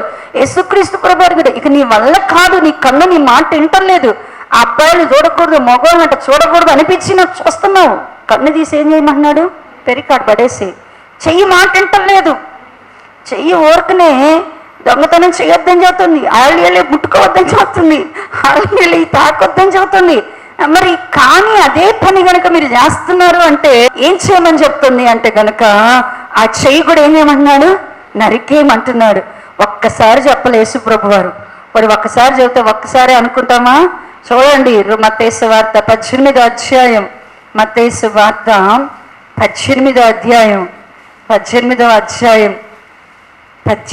అధ్యాయం 7 నుంచి 9 వచనం వరకు. అభ్యంతరముల వలన లోకమునకు శ్రమ, అభ్యంతరులు రాక తప్పవు గాని ఎవని వలన అభ్యంతరము వచ్చునో ఆ మనుషునికి శ్రమ. కాగా నీ చెయ్యైనను నీ పాదమైనను నిన్ను అభ్యంతరపరిచినడలా దాని నరికి నీ యొద్ద నుండి పారివేయము. 2 చేతులను 2 పాదములు కలిగి నిత్యాగ్నిలో పడవేయబడుట కంటే కుంటివాడవు గానో అంగహీనుడువు గానో జీవములో ప్రవేశించుట నీకు మేలు. నీ కన్ను నిన్ను అభ్యంతరపరిచిన ఎడల దానిని పెరికి నీ యొద్ద నుండి పారివేయము. 2 కన్నులు కలిగి అగ్నిగల నరకములో పడవేయబడుట కంటే 1 కన్ను కలిగి జీవములో ప్రవేశించుట నీకు మేలు. యేసుక్రీస్తు ప్రభువారు ఏమని చెప్తున్నారంట? ఏ సందర్భంలో చెప్తున్నారంటే, యేసుక్రీస్తు ప్రభువారి దగ్గరికి చిన్నపిల్లలది వస్తే వాళ్ళని తీసుకొని వారి మధ్య నిలబెట్టి, మీరు ఇలా మారు మనసు చిన్నపిల్లలకు మారు మనసు పొందితేనే కానీ పరలోక రాజ్యంలోకి చేరరు అని చెప్తూ, మనం ఎలా మారాలంట? మారు మనసు పొందిన పిల్లలు ఎట్ట మారాలంట? మారు మనసు పొందిన వాళ్ళు ఎట్ట మారాలంట? చిన్న పిల్లల్లాగా మారిపోవాలంట. చిన్న పిల్లల స్వభావాన్ని తెచ్చుకోవాలంట. చిన్నపిల్లలతో ఎందుకు పోల్చారు? ఇప్పుడు చిన్నపిల్లలను కూడా పెద్దోళ్ళని చేస్తున్నాం. చిన్నపిల్లల్ని కూడా మనం ఏం చేస్తున్నాం? యేసు ప్రభు వారి కాలంలో చిన్నపిల్లలు అంటే చాలా అమాయకంగా ఉండేవాళ్ళు. ఇప్పుడు చిన్నపిల్లలు కూడా ఎట్ట తయారు చేసామంటే, మన పెంపకంలో వాళ్ళకు కూడా ఏం చేస్తున్నామంటే మనలో ఉన్న చెడుతనాన్ని నేర్పిస్తున్నాం. యేసుక్రీస్తు ప్రభు వారి కాలంలో చిన్నపిల్లలు ఉన్నారు అంటే వాళ్ళ నిష్కాపట్యంగా ఉండేవాళ్ళు. వాళ్ళలో ఎలా ఉంటారు అంటే కనుక మనలో మనమైతే మనం ఎవరితో మాట్లాడలేదనుకోండి, ఇప్పుడు సపోజ్ కోడలు అత్తలతో మాట్లాడలేదనుకోండి, మనం మాట్లాడుకోవచ్చు. పిల్లలు ఏం చేస్తారు? నాయనమ్మా అని పరిగెత్తుకొని వాళ్ళతోనే ఉంటుంటారు. ఇదివరకు కాలంలో అలానే ఉండేది. ఇప్పుడు కాలంలో పిల్లలు కూడా ఎట్ట తయారైపోయారు? మనం మాట్లాడకపోతే వాళ్ళు వాళ్ళ నాయనమ్మ దగ్గరికి వెళ్ళరు, మనం అమ్మమ్మతో మాట్లాడకపోతే వాళ్ళు వాళ్ళ అమ్మమ్మ దగ్గరికి వెళ్ళరు. అంటే పిల్లలు కూడా ఎట్లా అయిపోయారు? మనము అలా నేర్పించాం. కానీ యేసుక్రీస్తు ప్రభువారి కాలంలో పిల్లలు అట్లా ఉండలేరు. పిల్లలు ఎలా ఉన్నారంటే పిల్లలాగానే ఉన్నారు. ఇప్పుడు పిల్లలందరూ ఎట్టయిపోయారు? పిల్లల్ని పెద్దోళ్ళని చేసాం. అందుకని రేపటి రాబోయే దినాల్లోనేనంట కుటుంబాన్ని శాసించేది పిల్లలేనంట. అందుకని యేసుక్రీస్తు ప్రభువారు 7వ అధ్యాయంలో రాస్తాడు, యెషయా గ్రంథాలు అంటాడు, బాలురు ఏలుదురు. ఎవరు వెళ్తారంట? పిల్లలు వెళ్తారంట. పిల్లలు అంటున్నారు కదా, మళ్ళీ అక్కడికి మేము రాము అంటే ఇలా ఆగిపోవడమే. అది తినమంటే ఇక వంట అది మానేయడమే. ఇక అయిపోయింది పిల్లల పరిస్థితి. ఇప్పుడు ఈ పిల్లల ఇష్టాన్ని నేర్చేటువంటి దినాల్లోనికి మనం వచ్చాం. ప్రియులారా, ఈ దినాలలో దేవుడు యేసు ప్రభు వారి దినాలలో మారు మనసు పొందిన పిల్లల్లాగా ఉండే మారు మనసు మనకు కావాలంట. పిల్లలు ఎలా ఉండేవాళ్ళు? తిట్టంగానే వాళ్ళకి ఏముంటుంది, మళ్ళీ కొంచెంసేపు అయినాక నువ్వు నన్ను తిట్టావంటారా? వచ్చేసి మళ్ళీ మనల్ని ఏం చేస్తారు? వాటేసుకుంటారు. ఈ రాత్రి తిట్టామనుకో ఉదయాన్నే వచ్చి ఏం చేస్తారు, మనతో మాట్లాడతారు. ఇప్పుడు పిల్లలైతే కొందరు మాట్లాడరు కూడా. అలా ఉండొద్దు. ఆ కాలంలో అలా ఉండడాన్ని బట్టి యేసుక్రీస్తు ప్రభువారు చెప్తున్నారు కదా, దేవుని పిల్లలకు చెప్తున్నారు, శిష్యులకు చెబుతున్నారు. ఏమని చెప్తున్నారు అంటే కనుక అభ్యంతరాలు ఏదో ఒక విధంగా వస్తూనే ఉంటాయి. అభ్యంతరాలు రాకుండా ఉంటాయా? మనుషుల్లోనే కాదు, శరీరాల్లో కూడా ఏమొస్తాయి? అభ్యంతరాలు వస్తాయి. అది చెప్పడానికి యేసుప్రభు వారు ఏం చెప్తున్నాడు? మారు మనసు పొంది నాకు అభ్యంతరాలు ఎక్కడ వస్తాయి? కన్నేమో ఆ సీరియల్స్ కూడా ఉంటుంది, ఆ సీరియల్లో కూడా నీతి ఉంటుంది అంటది. మనసు దేవుని ఆత్మ ఏమంటది? ఇట్లాంటి చూడొద్దు అంటది. మనసు దేవుని యొక్క కన్ను ఆకర్షింపబడుతుంది. అది చూడకూడదు, అది చూడకూడదు, అది తీసుకోకూడదు, అలాంటి వాటిని మనం లక్ష్య పెట్టకూడదు అంటది. కానీ మనం వినం. మన చెవులు, మన కాళ్ళు, మన చేతులు, ఇక్కడ ఎన్ని యేసుక్రీస్తు ప్రభువు చెప్తున్నాడు. అభ్యంతరాలు రాకుండా ఉండవు, వస్తాయి. కానీ అది చెయ్యి అయినా, అది కాలైనా, అది పాదమైనా, అది కన్నైనా, ఏదైనా సరే దాన్ని ఏం చేయమంటున్నాడు దేవుడు? తీసి నరికి అగ్నిలో వేసేసాయి. తీసి ఎక్కడ పడేయమంటున్నాడు? అగ్నిలో పడేసాయి. అప్పుడు నువ్వు పరలోక రాజ్యంలో నీకు చేరుతామంటున్నాడు. ప్రియులారా, మన శరీరంలోని అవయవాలను, మన శరీరంలో ఉన్నటువంటి అవయవాలను మనం ఎప్పుడైనా కనీసం నరకలేమనుకో, కనీసం ఒక్క అవయవాన్ని నరికే అంత ధైర్యం ఆడింది. కావాలంటే యేసుప్రభుని వదిలేస్తాం, కానీ నరికే అంత లేదు.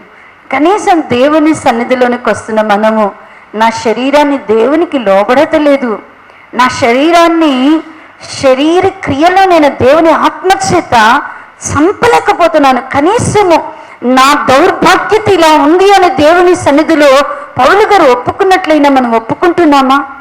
మనకు అభ్యంతరం కలుగొచ్చేసే అవయవాన్ని చెరపట్టే దేవునికి అప్పగిస్తున్నామా? మనకు లోబడినటువంటి అవయవాన్ని, కొంతమందికి నోరు ఏం చేయదు, నోరు నాలుక కంట్రోల్లో ఉండదు, వాళ్ళకి ప్రేమ వచ్చిన కంట్రోల్లో ఉండదు, కోపం వచ్చిన కంట్రోల్లో ఉండదు. వీళ్ళకి ప్రేమ కంట్రోల్ ఉండదు, కోపానికి కంట్రోల్ ఉండదు. కోపం వస్తే ఇష్టానుసారంగా మాట్లాడతారు, ప్రేమ వస్తే ఇక తిన్నది కక్కిందాక పడతారు. ఎందుకు? ఈ రెండు రకాలు కూడా, ఈ రెండు కూడా వ్యర్థం. దేవుని బిడ్డలు అన్ని విషయాలు ఎలా ఉండాలా? మితంగా ఉండాలా. ప్రేమ ఎలా చూపించాలా? మన ప్రేమ ఎలా చూపించాలా? క్రియలో చూపించాలా. ప్రేమ మాటతో నాలుగుతో కాదు. ఏం చేయాలి? మనం అంతా మాటతో నాలుగుతో ప్రేమను చూపిస్తాం, క్రియ దగ్గరికి వచ్చేసరికి ఏం చేస్తాం? చూపించలేము.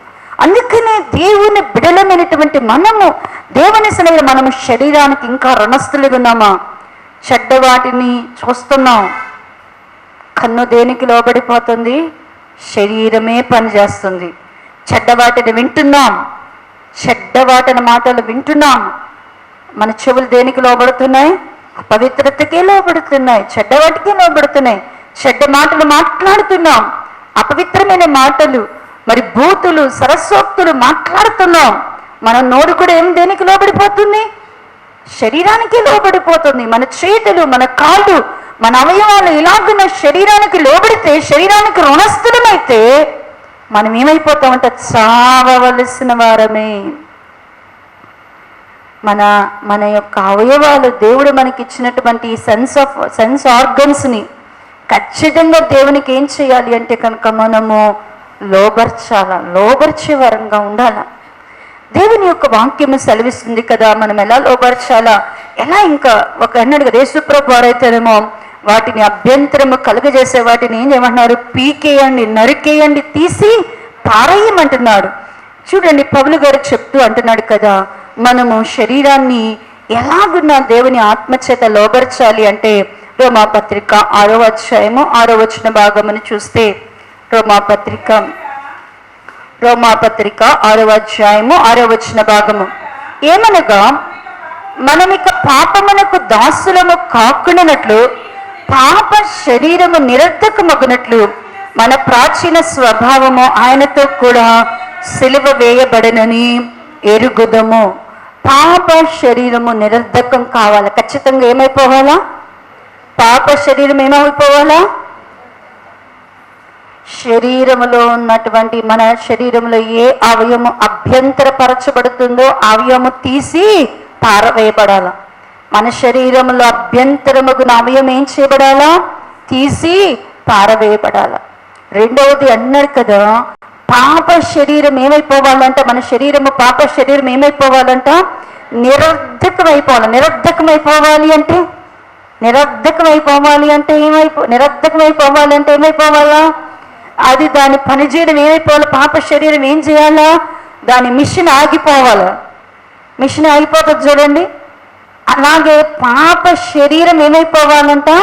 నిరర్ధకం చేయబడాలి. పాపము చేయడానికి మన శరీరంలో ఏ అవయము కూడా పని చేయడానికి లేదు.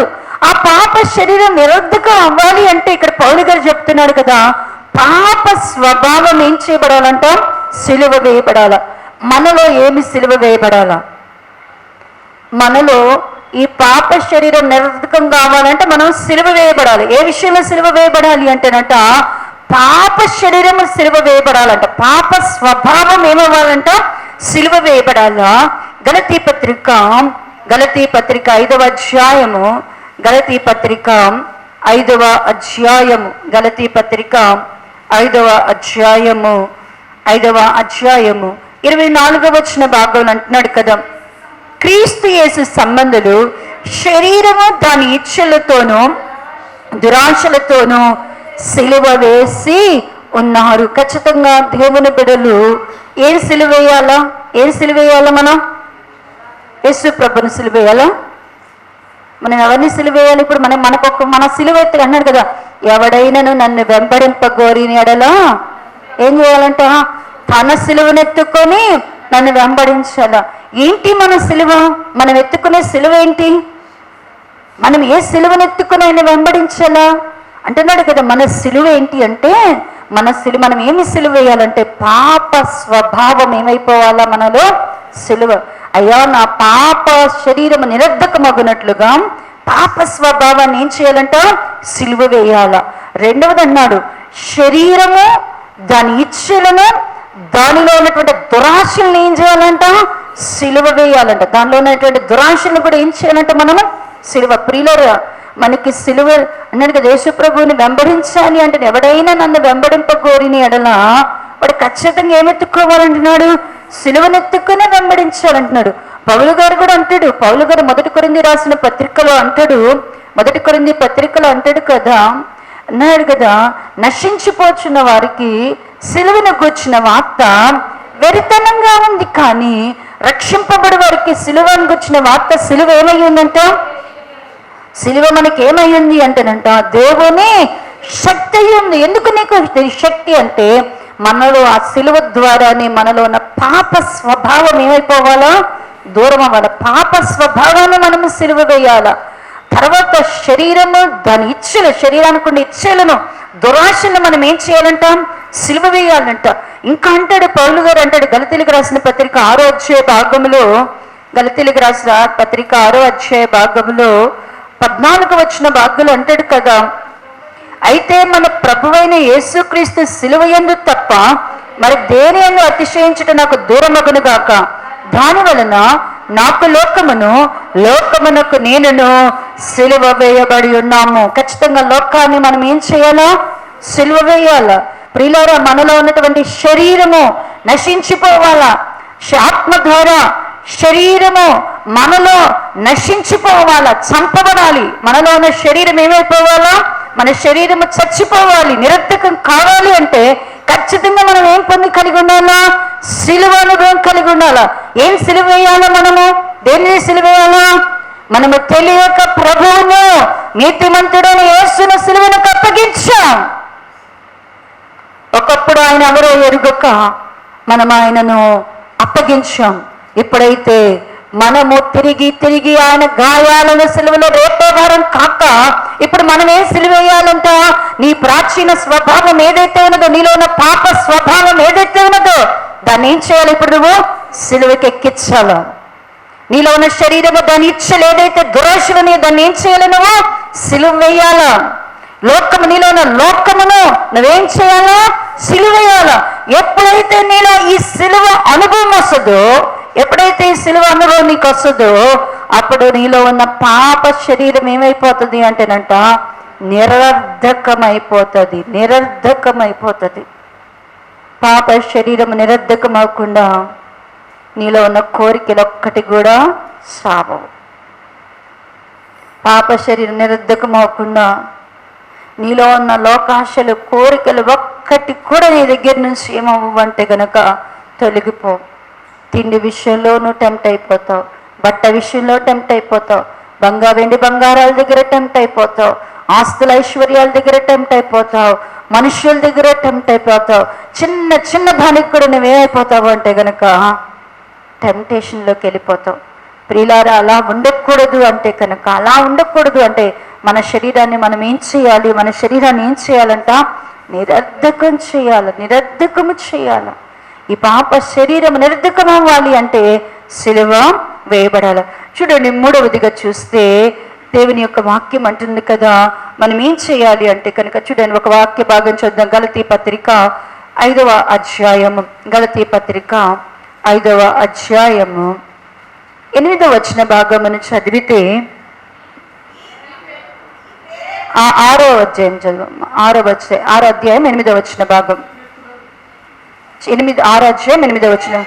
ఏలి అనగా తన శరీరేచ్ఛలను బట్టి విత్తువాడు తన శరీరము నుండి క్షయమగ్గు పంటను పోయిను. చాలండి, శరీరమును బట్టి విత్తువాడు. ఖచ్చితంగా మన శరీరానికి ఎప్పుడు కూడా ఏముంటాయి అంటే కనుక శరీరానికి ఎప్పుడు ఇచ్చులుంటాయి.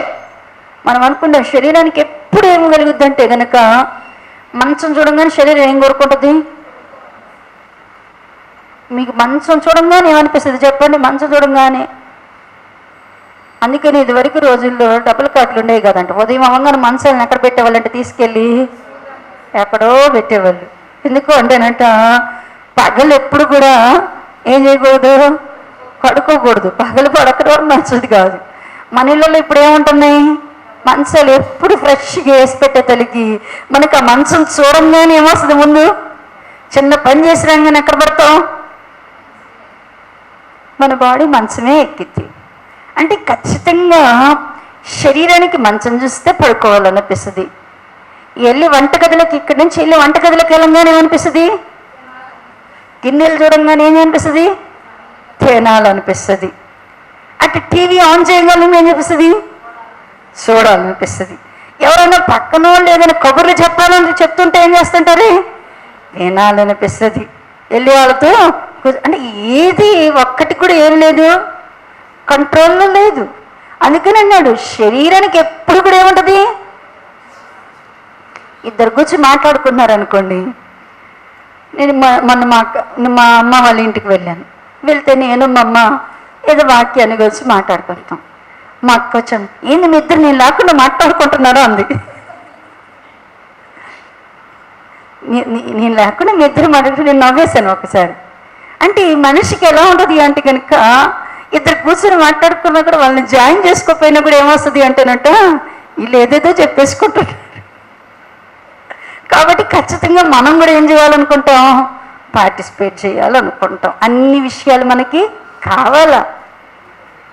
ఇద్దరు అక్క చెల్లెళ్ళైనా, అన్నదమ్ములైనా, రక్త సంబంధికులైనా అందరికీ అన్నీ ఏం కావాలా? అన్నికి వినాలి. అన్ని మాటలు మనకి అన్నీ చెప్పాలి, మన చెవులకు పోవాలి. దేవుని పిల్లలమైనటువంటి మనము ఇంక మన శరీరం ఎప్పుడు ఏం కోరుకుంటుంది? ముచ్చట్ల ముచ్చట్లు కావాలి మన చెవులకి, మన కళ్ళకి వాక్యం చదవడానికి కళ్ళు కనపడవు. వాక్యం చదవడానికి, బైబిల్ చదవడానికి, బైబిల్ చదువుతుంటే చాలా మందికి ఎక్కడలేని నిద్ర కొమ్ముకొస్తుంది. అదే టీవీలకి చూడండి, రాత్రి అన్నీ కూడా 1 గంట అయినా కూడా ఏం చేస్తూ ఉంటారు? చూస్తూ ఉంటారు. అప్పుడు నిద్ర రాదు. దేవుని పిల్లలమైన మనకు అంటే దేవుని శరీరానికి ఎప్పుడు కూడా ఏముంటుంది? దీన్ని బట్టి మనము వాక్యం వింటున్నప్పుడు పౌలు ఎందుకు ఈ మాట రాశాడు అంటే శరీరాన్ని మనం ఏమనుకుంటున్నాం? మన శత్రువు ఎక్కడ ఉన్నాడు అంటే కనుక, శత్రువు ఎవరు అంటే కనుక నేను చాలాసార్లు చెప్పాను, మన శత్రువు మన శరీరమే. ఈ శరీరాన్ని ఆత్మచేత ఏం చేయాలా? సంపాదన. ఆత్మచేత శరీరం పూర్తిగా పనిచేయడం ఏం చేయాలా? మానవ ఆత్మ ద్వారా కన్నుడు తెరవబడాలా? ఆత్మ ద్వారా చెవులు ఏం చేయాలి? ఆత్మ కలిగిన వాడు ఆత్మ చెప్పు మాటలను చెవి కలిగిన వాడు, ఆత్మ చెప్పు సంగతులను చెవి కలిగిన వాడు వినను కాక అన్నాడు. ఇప్పుడు మనకు ఆత్మ అంటే ఇప్పుడు మన చెవులు ఎవరి మాట ఉంటాయి? చెవి గలవని వాడు అంటే ఆత్మ అంటే ఆత్మ చెప్పు సంగతులు, చెవులంటే ఆత్మలో ఉంటే ఆత్మ విషయములమేనా? ఇప్పుడు దేవుడు మాట్లాడుతుంది, ఎందుకు వినపడతలేదు? అందుకని కిందకు వచ్చేసరికి ఆత్మ తానే మనము దేవుని పిల్లలమని, అంటే నా ప్రియ కుమారుడా, ఈయన నా ప్రియ కుమారుడు, ఈయన యందు నేను ఆనందిస్తున్నాను అనే మాట అక్కడ ఆత్మ కలిగిన వారు మాత్రమే విన్నారు. ఇద్దరే విన్నారు ఆ మాట. ఎవరన్నారు? ఈయన నా ప్రియ కుమారుడు, ఈయన యందు నేను ఆనందిస్తున్నాను అని బాప్టిజంకి వచ్చిన చాలా మంది ఉంటే ఇద్దరికి స్పష్టంగా వినపడింది. ఒకటి యేసయ్యకి, రెండవది యోహాను గారికి మాత్రం ఎందుకు వినపడింది? ఆయనకి మాత్రం ఎందుకు వినపడింది స్పష్టంగా మాట? ఆయన దేవుని ఆత్మ కలిగి ఉన్నాడు. ఇప్పుడు దేవుడు మనతో మాట్లాడినా మనకి ఎందుకు వినపడతలేదు? ఇంకా మన శరీరము, మన చెవులు ఆత్మ చెవులుగా మార్చబడలేదు. దేవుని యొక్క స్వరాన్ని వినే చెవులుగా వినపడలేదు. అక్కడ అనేకులు దేవుని యొక్క చూడండి, దేవుని యొక్క సన్నిధిలో యెరూషలేము ప్రార్థన మందిరములో కొన్ని వేల మంది ప్రార్థన చేస్తున్నారు. పౌలు గారు కూడా కూర్చొని ప్రార్థన చేస్తుంటే ఆత్మవశుడై పరవశుడై తండ్రి కుడి పార్శ్వమ కూర్చున్న యేసు ప్రభువుని ఆయన ఏం చేశాడంట? చూడగలిగాడంట. అందరు చూసారా? చూడలేదు. ఆయన ఒక్కడే ఎలా చూడగలిగాడు? ఆయన ఆత్మను కలిగి ఉన్నాడు. ఆయన శరీరముగతో లేడు, ఆయన శరీర సంబంధిగా లేడు. దేవుని ఆత్మ ఆయనలో పనిచేస్తుంది. ఆయన కన్నులు తెరిచింది దేవుని ఆత్మ. ప్రియ దేవుని పిల్లలారా, శరీరేచ్ఛలను బట్టి మనం విత్తుతున్నామా? చాలా మంది దేవుని ప్రార్థనలు కూడా ఏం విత్తుతారంటే క్షయమైన వాటిని శరీరేచ్ఛలను బట్టి విత్తుతుంటారు. శరీరానికి ఉన్నటువంటి ఇచ్చలను బట్టి ఏం చేస్తారు? మన ప్రార్థన అంతా చూడండి, ఎన్ని ప్రార్థనలు, మన కోరికలు ఎన్ని లిస్ట్ పెడతారు. ఒక్కోసారి ప్రార్థన పాయింట్స్ అడుగుతున్నారు కొంతమంది, కొన్ని సంఘాల్లో ఇప్పుడు ఇస్తారు ఎంత పత్రాలు, ప్రార్థన అంశాలు అడిగితే ఒక ఆమెను 1050 అంశాలు ఇచ్చిందంట. 1050 అంశాలు ఇచ్చిందంట ఆయనకి ప్రార్థన చేయమని. పోనీ పక్క వాళ్ళ గురించో చుట్టాల గురించో కాదు, మొత్తానికి ఆమెకి ఆమె ఫ్యామిలీకి సంబంధించిన అంశాలు 1050 అంశాలు ఇచ్చిందంట. అన్నీ ఏమున్నాయ్యా, అన్నీ ఉన్నాయి మరి. అందుకని ఎందుకు అంటే కనుక ఆమె జుట్టు ఊడిపోతుందంట. జుట్టు ఊడిపోకూడదని ప్రార్థన చేయండి బ్రదర్. ఆమె కంటిలో చుక్కాలు లేతగా ఉన్నాయంట, అవి ముదరకుండా తీసేయాలని ప్రార్థన చేయండి బ్రదర్. ఆమెకి పుప్పను బాగా నొప్పి పడుతుందంట, పుప్పను నొప్పి పోవాలని ప్రార్థన చేయండి బ్రదర్. అట్లా ప్రతి చిన్న విషయాన్ని, అంటే ఒక మనిషి దగ్గర కూర్చుంటే మన దగ్గర పోయి మనం కూడా ప్రభు నోటిని వదులుతామా? శరీరంలోని ఇచ్చలు బట్టి మనం ఏం చేస్తాం? ఇప్పుడు మన తల వెంట్రుకలు బెదల కొరకు మనం ఎక్కడ దాకా ప్రార్థన చేస్తాం? ఆఖరికి అరికాళ్ళలో కాళ్ళు పగిలినా కూడా ఏం చేస్తాం? కాళ్ళు కూడా పగిలినాయి ప్రభు, బాగా బాధపడుతున్నాయి, పాసిపోతున్నాయి, ప్రార్థన చేసుకుంటాం. అంటే శరీరంకి ఎప్పుడు కూడా ఏముంటుంది? ప్రతి అవయవం ఏం కోరుకుంటుంది? స్వస్థతని కోరుకుంటుంది. దేవుడు స్వస్థపరుస్తాడు, దానికి అసాధ్యం కాదు ఆయనకి. కానీ మనం కేవలం ఎక్కువగా దేనిని విత్తుతున్నామంటే, ఒక ఇల్లు లేకపోతే ఇల్లు వచ్చిందాక ఇల్లే, ఒక స్థలం లేకపోతే స్థలం వచ్చిందాక స్థలమే, ఒక పిల్లలు లేకపోతే పిల్లలు పుట్టిందాక పిల్లలే, ఒక ఉద్యోగం లేకపోతే ఉద్యోగం వచ్చిందాక ఉద్యోగమే, ఒక ఆరోగ్యం బాగలేకపోతే, పిల్లల మాట వినకపోతే, అన్ని మనకి భూ సంబంధమైన వాటిని అడిగి శరీరేచ్ఛను బట్టి విత్తి విత్తి విత్తి విత్తి ఏం పంట కోస్తున్నామంట? క్షయమైన పంటనే కోస్తున్నాం. ప్రభువా, నీ ప్రార్థనలు ఎక్కువసేపు ప్రభులాగా ఉండడానికి ప్రార్థన చేయి, ప్రభులాగా జీవించడానికి ప్రార్థన చేయి. నీ ప్రార్థనలో ఎక్కువసేపు రక్షణ అంశాన్ని ఎక్కువ పెట్టుకో. ఎవరి కోసం ప్రార్థన చేసినా, దేనికోసం ప్రార్థన చేసినా ముందు దేని కొరకు భారంగా ప్రార్థన చేయాలంటే రక్షణ. మనం ఏం చేస్తాం? రక్షణ ఒక మాట అడుగుతాం, కానీ వాళ్ళ ఎలా ఉంది, పిల్లల స్వభావం ఎలా ఉంది, పిల్లలు ఎలా మాట్లాడుతున్నారు, పిల్లల తీరుతెన్నులు ఎలా ఉంటున్నాయి, భర్త ఎలా ఉంటున్నాడు, భర్త పరిస్థితి ఎలా ఉంటుంది, కుటుంబ పరిస్థితి ఎలా ఉంటుంది. రక్షణ కోసం మనం ప్రార్థన చేస్తే అన్నాడు కదా, శరీరమును బట్టి విత్తువాడు క్షయమైన పంటని. నేను ఒక ఉద్యోగం కోసం ప్రార్థన చేశాను, ఉద్యోగాన్ని పొందాను. ఆ ఉద్యోగం వల్ల నేను పరలోకానికి వెళ్తానా? ఆ ఉద్యోగం నన్ను పరలోకానికి తీసుకువెళ్తుందా? నేను పాపాన్ని విడిచి మారు మనసు పొందాను. మారు మనసు నన్ను ఎక్కడ తీసుకెళ్తుంది? పరలోక రాజ్యానికి తీసుకుని వెళ్తుంది. అందుకని అంటున్నాడు, క్షయమైన వాడు. మనం అంతా శరీరేచ్ఛలను బట్టి విత్తుతున్నాం. అందుకని శరీరేచ్ఛలను మనం ఖచ్చితంగా ఏం చేయాలంట? విడిచిపెట్టాలి. ఎప్పుడు శరీరేచ్ఛలు విడిచిపెడతాము? ఎప్పుడు శరీరేచ్ఛలు? దేవుని ఆత్మ ద్వారా శరీరాన్ని మనం ఏం చేయాలంటే, అందుకని రోమాపత్రిక 13వ అధ్యాయము చూడండి, 2 మాటలు ప్రార్థనలు కదా. రోమాపత్రిక 13వ అధ్యాయము, రోమాపత్రిక 13వ అధ్యాయము 14వ వచన భాగంలో అంటాడు కదా, మెట్టుకు ప్రభు అయిన యేసుక్రీస్తును ధరించిన వారై శరీరేచ్ఛలు నెరవేర్చుకొనుటకు శరీర విషయమై ఆలోచన చేసుకొనుకుడి. చాలండి. దేవుని పిల్లలు ఏం చేయాలంట? శరీరేచ్ఛలను మనం విడిచిపెట్టాలంటే మనం ఎవరిని ధరించుకోవాలి అంట? మెట్టుకు క్రీస్తు ప్రభు అయిన యేసు క్రీస్తును ధరించుకోండి. ఎవరిని ధరించుకోవాలంటే మనము? యేసు క్రీస్తు ప్రభువుని ధరించుకొని దేన్ని విడిచిపెట్టమంటున్నాడు? మనల్ని శరీరేచ్ఛలను నెరవేర్చుటకు. శరీర విషయంలో ఏం చేయొద్దంటున్నాడు? క్రీస్తును ధరించుకుని మన దేని మీద కాన్సన్ట్రేషన్ పెట్టాలా? మనం దేని మీద కాన్సన్ట్రేషన్ పెట్టుకోవాలా? దేనికోసం మనం పోరాడాలా? మనం ఎవరిని ధరించుకోవాలా? ఎవరిని ధరించుకోవాలి? ఎప్పుడైనా మనం క్రీస్తును ధరించుకున్నామా? ఆయన్ని వస్త్రంలాగా మనం చుట్టుకున్నామా? ఆయన తలపాగాలుగా పెట్టుకున్నామా? మెట్టుకు మనం ఎవరిని ధరించుకోవాలంట? క్రీస్తు. పౌలు గారు అన్నాడు కదా, నేను క్రీస్తును ధరించుకున్నాను. అందుకని గలతీ పత్రిక 3వ అధ్యాయ భాగంలో అన్నాడు, క్రీస్తులోనికి బాప్టిజం పొందిన మీరు క్రీస్తును ధరించుకొని ఉన్నాం. క్రీస్తులోనికి బాప్టిజం పొందిన మనం అందరం ఎవరిని ధరించుకున్నామంట? క్రీస్తును ధరించుకున్నాం. క్రీస్తును ధరించుకున్న ఎవ్వరు కూడా దేని గురించి ఆలోచన చేయకూడదంట? శరీరేచ్ఛలను నెరవేర్చుకోవడానికి. శరీరేచ్ఛలు నెరవేర్చడానికి శరీరాన్ని గురించి ఏం చేయకూడదంట? ఆలోచన చేయకూడదు. దేవుడు నువ్వు కొనుక్కోవాలనుకున్న డ్రెస్ నువ్వు కొనుక్కోలేదు, అయ్యో కొనుక్కోలేదు అనుకోకూడదు. దేవుడు నాకు వేయలేదు, వదిలేసి.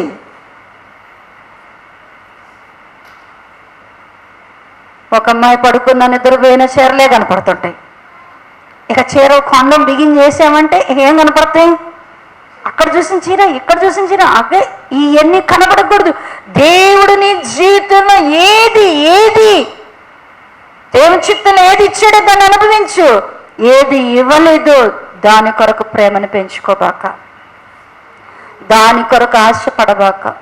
దేవుడు ఏమి ఇవ్వలేదో దాని కొరకు తాపత్రయపడబాక, శరీరాన్ని దాని మీద పెట్టబాక అన్నాడు.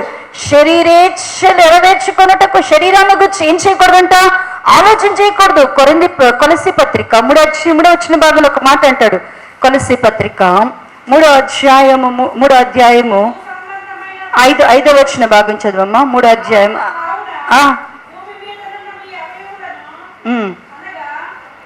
అమ్మా క్షమించండి.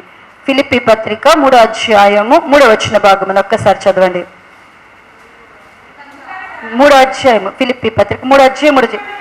ఎందుకనగా శరీరమును ఆస్పదము చేసుకొనక. చాలండి. దేవుని బిడ్డలు దేవుని ఆరాధించేటప్పుడు కూడా అంటాం, దేని గురించి ఆలోచించకూడదంట? శరీరం విషయాన్ని ఆలోచించకూడదు. శరీరమును మనం ఏం చేయకూడదంటే ఆధారంగా మనం ఆస్పదంగా చేసుకోకూడదు. శరీరాన్ని ఎప్పుడు కూడా మనం ఏం చేయకూడదంట? ఆస్పదంగా చేసుకోకూడదు. ప్రియ దేవుని బిడ్డలారా, దేవుని సన్నిధిలోనికి వచ్చిన నీవు నీలో ఆత్మ బలంగా ఉందా? శరీరం పనిచేస్తుందా? నువ్వు ఆత్మానుసరాలుగున్నావా? శరీరానుసరాలుగున్నావా? నీలో ఉన్నటువంటి శరీరము నశించకపోతే, నీలో ఉన్న శరీరము నిరర్ధకము చేయకపోతే నీలో ఉన్న శరీరాన్ని దేవుడు శరీరము దాని క్రియలను ఏం చేయన్నాడు? శరీర క్రియలను ఏం చేయమంటున్నాడు దేవుడు? చంపేయండి. ఈ శరీర క్రియలన్నీ ఈ ఒక్క మాట చదువుదాం. ఎఫెసీయులకు రాసిన పత్రిక, ఎఫెసీయులకు రాసినటువంటి పత్రిక 5వ అధ్యాయము, ఎఫెసీయులకు రాసిన పత్రిక కాదమ్మా, కొలస్సీయులకు రాసిన పత్రిక, కొలస్సీయులకు రాసిన పత్రిక 3వ అధ్యాయము 5వ వచన భాగము చూడండి. కొలస్సీయులకు రాసిన పత్రిక 3వ అధ్యాయము 5వ వచన భాగం. కావున భూమి మీద ఉన్న మీ అవయములను అనగా జారత్వమును, అపవిత్రతను, కామాతురతను, దురాశను, విగ్రహారాధన, ధనాపేక్షను చంపి వేయుడి. చంపమంటున్నాడు దేవుడబ్బా. దేవుని యొక్క వాక్యము కొన్నిసార్లు ఎంత కఠినంగా మన దగ్గరికి వస్తుంది, ఎంత కఠినంగా. యేసుప్రభు వారేమో అన్నాడు కదా, నరికి పారేయండి అన్నాడు. పౌలు గారు ఏం చెప్పమంటున్నాడు? మీ అవయవాల్లో ఏముంటున్నాయి? మన అవయవాల్లో ఏమున్నాయంట? జారత్వం ఎక్కడో బయట లేదు. ఎక్కడుందంట జారత్వం?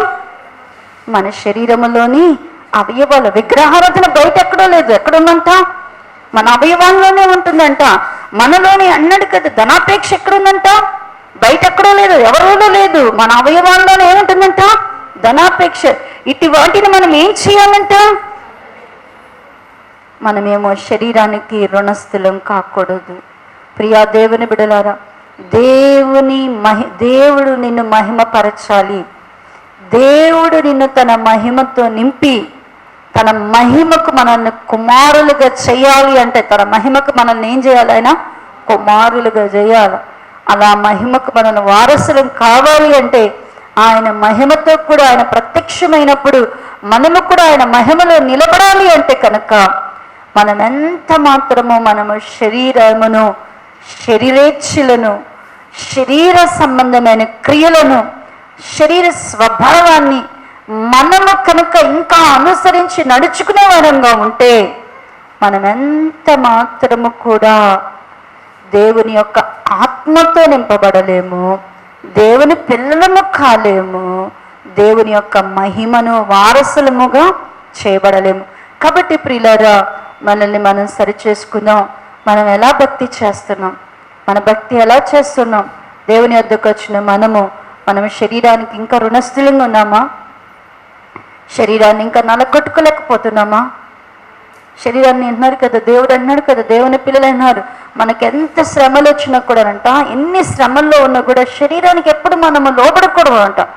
చాలా మంది బిడ్డలు ఏం చేస్తారంటే, శరీరంకి శ్రమలు వచ్చినప్పుడు శరీరానికి ఏం చేస్తారు?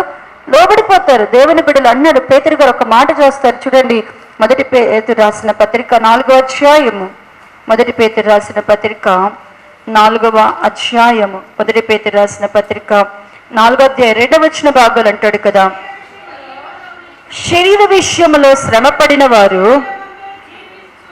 శరీరమందు జీవించు మిగిలిన కాలము ఇక మీదట మనుజాశలను అనుసరించి నడుచుకొనక దేవుని ఇష్టానుసారముగా నడుచుకొనున్నట్లు పాముతో జోలిక ఏమీ లేక ఎండును. శరీర విషయంలో ఒకవేళ నీకు శ్రమ కలిగినా కూడా, శరీరముతో నువ్వు శ్రమ పడినా కూడా, శరీరమందు జీవించినంత కాలం మనం ఎలా ఉండాలంటే, శరీరంతో జీవించినంత కాలం ఎట్లుండాలంటే, మనం పాపమునకు, మనుజాశులకు చోటివ్వని వారంగా, మనుజాశులకు మనం ఏం చేయాలంటే అనుసరించి నడుచుకొనక మనం ఎలా ఉండాలంట? దేవుని ఇష్టానుసారులంగా ఉండాలంట.